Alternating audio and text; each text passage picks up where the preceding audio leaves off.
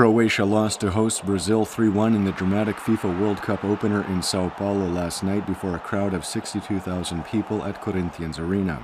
Croatia coach Niko Kovac blamed Japanese referee Yuichi Nishimura for the loss and warned that the World Cup could turn into a circus after a series of one-sided calls, including a contentious penalty and disallowed goal. Nishimura ruled that Croatia's Dejan Lovren had fouled Fred when the Brazilian fell to the floor with the score tied at 1 apiece. Television replays show that the call was questionable at the very least.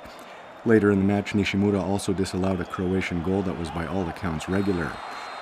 Kovac commended his squad for playing hard and leaving an excellent impression. Croatia play Cameroon on Wednesday and Mexico 5 days later. World Cup fever was everywhere last night as fans throughout the country gathered in the central squares of their cities to cheer Croatia on. However, early joy was replaced by disappointment and disbelief.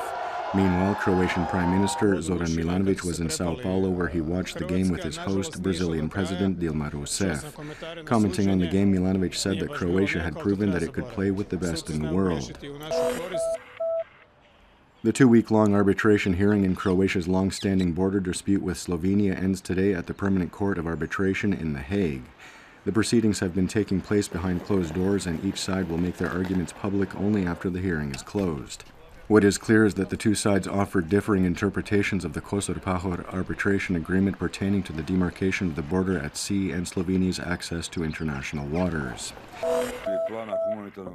In Parliament today, MPs are debating a report on the implementation of Croatia's mine-clearing plan for 2013. Deputy Prime Minister Ranko Ostojic says landmine removal efforts had cleared 32 square kilometers more territory than had been planned.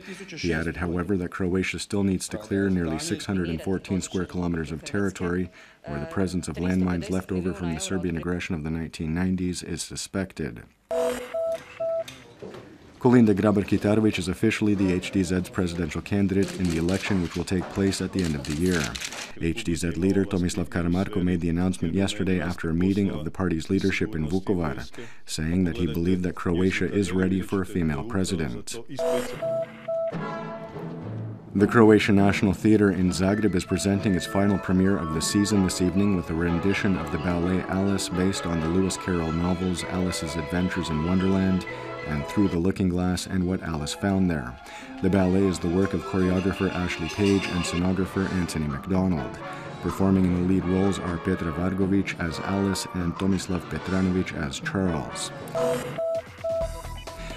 More cloud cover will move in as the day wears on with some rain and thunderstorms, particularly in the western reaches of the interior and on the northern Adriatic.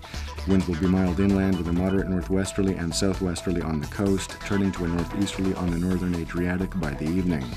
Highs will be between 24 to 29 degrees Celsius in the interior, 29 to 34 on the coast.